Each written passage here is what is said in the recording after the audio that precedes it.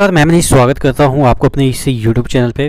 दोस्तों जिस तरह से रेलवे की वैकेंसी आ रही है, काफ़ी कम वैकेंसी आ रही है, उसके पीछे का एक कारण आपको देखने को मिल जाएगा। कल के पेपर में जो चीज़ें छपी है कि 72,000 प्लस जो वैकेंसी है वो आपके सरेंडर की जा रही है इस साल। आप समझ सकते हैं कि वैकेंसी कितनी आ रही है, 5,000, 9,000, 8,000, 7,000। अगर हम टोटल इस साल वैकेंसी की भी हम कैलकुलेट कर लें ग्रुप डी को छोड़ के, तो आपके कितने टोटल वैकेंसी आएंगे। टेक्नीशियन में जो आपके आएंगे वो कितने आएंगे, 9,000। एलपी में 6,000 मान लेते हैं।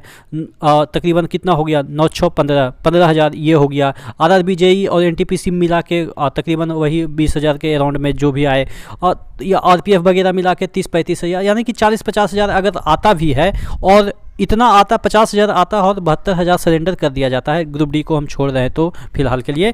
तो आप समझ सकते हैं कि जितना देना चाहिए उससे आधा दे रहे हैं, और जितना था उससे ज़्यादा सरेंडर कर रहे हैं। आप देख सकते हैं कि ये चीज़ें आज के पेपर कल के पेपर में छपी हुई है। यहाँ पे आप देखिएगा सबसे ज़्यादा 72,000, यहाँ पे आप देख सकते हैं 72,000 जो नौकरियाँ रेल विभाग में कम होगी। तो ये सब जो चीज़ें हैं उस पर हम डिस्कस करने वाले हैं। रेस टू का एक और ऑफर आया हुआ है, रेस टू सिलेक्शन सेल, जिसके तहत आप 699 रुपया जो पास प्रो का जो दाम था उसको घटा के 449 रुपया कर दिया गया है।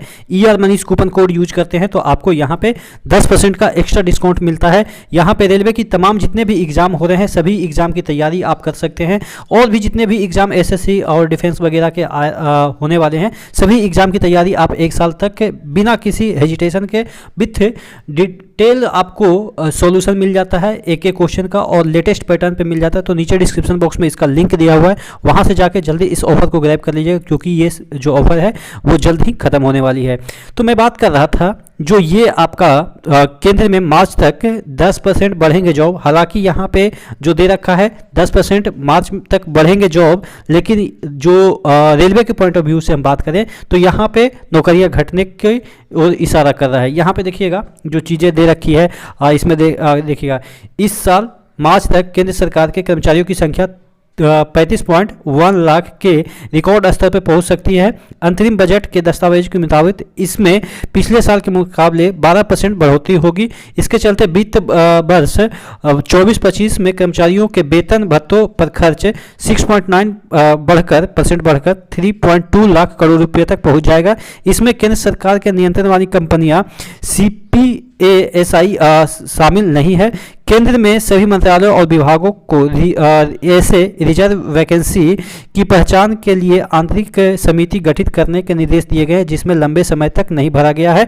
और देखिएगा यहाँ पे दे रखा है दिसंबर 2023 में राज्यसभा में एक सवाल का जवाब देते हुए कार्मिक लोक शिकायत एवं पेंशन मंत्रालय के राज्य मंत्री जितेंद्र सिंह ने जानकारी दी थी कि जुलाई 2023 में राज्यसभा में एक अलग जवाब में सिंह ने बताया कि 1 मार्च 2022 तक ग्रुप A, B और C में कुल 9.6 लाख से अधिक वैकेंसी थी। आप समझ सकते हैं कि तकरीबन 10 लाख वैकेंसी थी A, B, C मिला के, और D तो छोड़ ही दीजिए क्योंकि D में आपके MTS आते हैं और ग्रुप D आते हैं। और सबसे बड़ी चीज़ जो यहाँ पे लिखी हुई है, यहाँ पे जो विभाग 3 साल तक वैकेंसी नहीं निकालता है जिस भी पोस्ट के लिए उसको सरेंडर किया जाता है। यहाँ पे देखिएगा सबसे ज़्यादा, यहाँ पे देखिएगा सबसे ज़्यादा 72,000 यानी कि 5.6% नौकरियाँ रेल विभाग में कम होगी। वित्त वर्ष 2024-25 में खत्म होने तक रेल में करीब 12 लाख कर्मचारी रह जाएंगे। हालांकि इस बीच पुलिस, पोस्ट ऑफिस और डिफेंस सेक्टर में कुछ नौकरियां बढ़ेगी भी, यानी कि और भी क्षेत्र जो है और भी जो विभाग है उसमें नौकरियां बढ़ रही है। लेकिन जो आपके रेलवे है वहाँ पे जिस तरीके से नौकरियां कम की जा रही है, इसका वजह ये भी हो सकता है कि बहुत सारे एसेट भी ट्रेनें हैं जो कि प्राइवेट कर दी गई है और प्राइवेट ऑनर हुई उनको चला रहे हैं। जैसे आपने देखा होगा कंटेनर वगैरह का बहुत सारी फ्रेट कॉरिडोर वगैरह बन रहा है, उसमें आपने देखा होगा कि तमाम जो स्टेशन है वो आपके जो कॉन्ट्रैक्ट बेसिस पे बन रहे हैं। पहले ऐसा नहीं हुआ करता था, पहले कुछ ही काम होते थे, लेकिन अब ज़्यादातर कॉन्ट्रैक्ट बेसिस पे हो रहे हैं, जिसकी वजह से ग्रुप डी की कर्मचारियों की संख्या धीरे धीरे घटाई जा रही है।